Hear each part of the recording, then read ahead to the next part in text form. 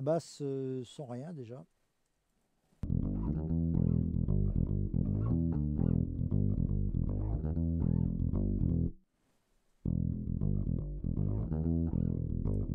On voit encore une fois que j'ai coupé ici, partout, hein.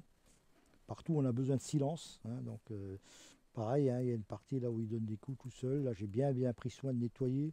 Qu'on ait pas un bruit de glisser de corde ou quelque chose comme ça, parce que bon, la musique c'est l'effet voulu, là c'est justement d'avoir un silence total à cet endroit-là, hein.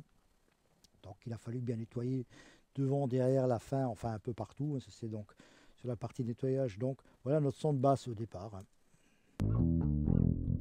Alors sur le son de basse, j'ai utilisé, là, tu vois, ma table de mix, elle est où? Elle est là.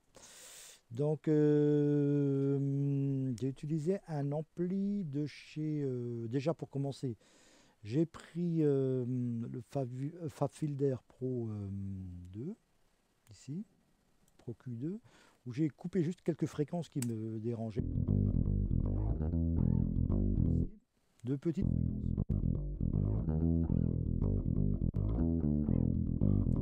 Juste pour relever un tout petit peu de grave, Ça un peu donne la d'attaque. clarté. Ouais, Ouais. voilà, Mm. ça donne un peu de clarté. On peut écouter en solo les deux fréquences.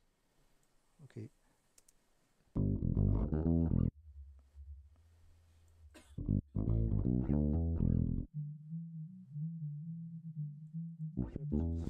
Donc après ça, au-delà de ça, j'ai quand même voulu mettre un ampli, hein, donc Une simulation, ouais. une simulation d'ampli. J'ai utilisé toujours encore de chez UAD. Donc j'ai pris l'ampli Eden qu'on voit ici. Alors comment ça marche l'Eden? C'est vraiment un ampli que je trouve formidable. On a toute la partie ici et quoi. On a un petit compresseur ici, hein, qui est ouvert également.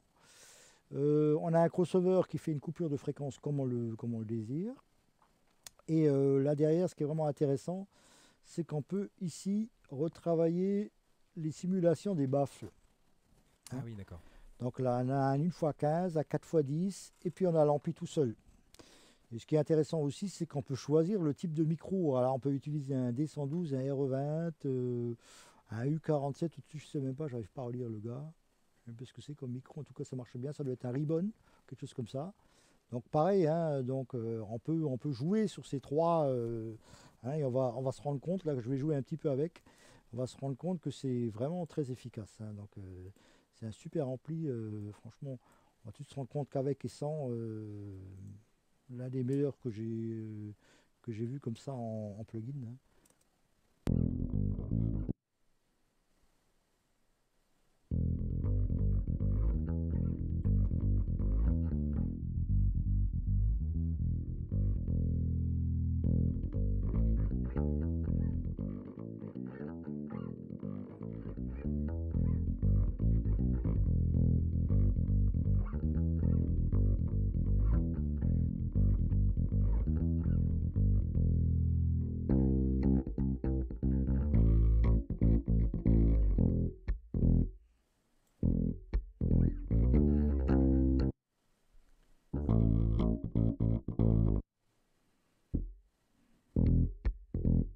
Voilà. C'est Comme un, sur- comme- c'est un peu comme ce que tu as utilisé sur la grosse caisse. T'en as un qui t'apporte le bas, un qui t'apporte l'attaque et Tout à fait. il Et sonne super ça, c'est bien. simulé par les lampes, par les baffles, hein. Mhm. Donc c'est une fois un 4x10, hein, un 1x15, et enfin l'ampli tout seul en DI, hein, ce qui fait un peu un effet de DI.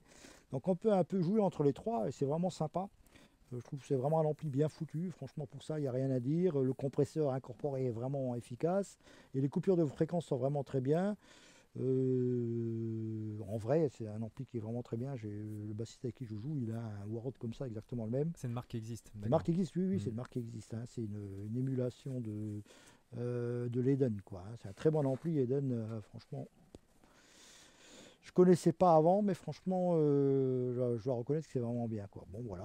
Ça sonne d'enfer, ouais. Ah, Ouais. ça sonne d'enfer. Ça ramène vraiment un plus. On a vraiment un son de basse directement sans avoir grand chose à faire. On peut là vraiment jouer sur les parties tout en ayant à son propre. Bon, n'oublions pas quand même que pour l'enregistrement de la basse, on a utilisé un préamp à lampe. Notamment là, j'ai pris un TLA, un vieux TLA, un Ivory, un 5051. On avait quand même appris à lampe au départ, quoi, hein, sinon on n'aurait pas se rendu, hein, évidemment. Mais là, c'est vrai que pouvoir le traiter comme ça derrière, bon, je l'avais enregistré quand même avec une équalisation relativement neutre pour pouvoir avoir un maximum de fréquence. C'est toujours pareil, si on fait beaucoup de coupures de fréquence au moment de la prise, c'est des fréquences qui peuvent manquer après. Donc, vaut mieux travailler très neutre et après, pour avoir vraiment toute l'ouverture qu'on veut. Et après, comme on le voit ici, couper comme on a envie, on peut vraiment faire un peu ce qu'on veut, quoi, hein. C'est vraiment sympa. Donc maintenant, ce qui serait intéressant de voir, c'est voir, comme je l'expliquais au début, comment réagit ce son de basse qui apparemment nous plaît avec la grosse caisse toute seule. C'est une expérience qui est toujours intéressante à faire. On fera pareil après tout à l'heure aussi avec les guitares. Parce que bon, il faut vraiment que la basse trouve sa place au milieu de tout ça, hein. Donc pour la ressortir comme on l'aime, quoi, hein. Donc sans être trop fort, sans trop baver, et tout en étant présente et ramener la dynamique qu'il faut, quoi, hein. On écoute voir avec la grosse caisse maintenant, cette fois-ci.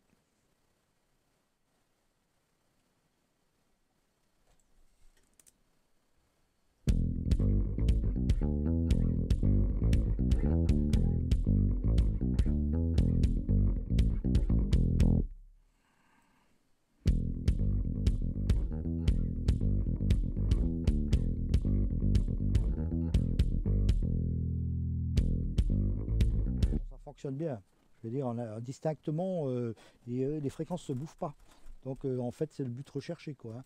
Je suis sûr que si j'enlève l'ampli, ça va être moins flag, hein. Si je l'enlève maintenant.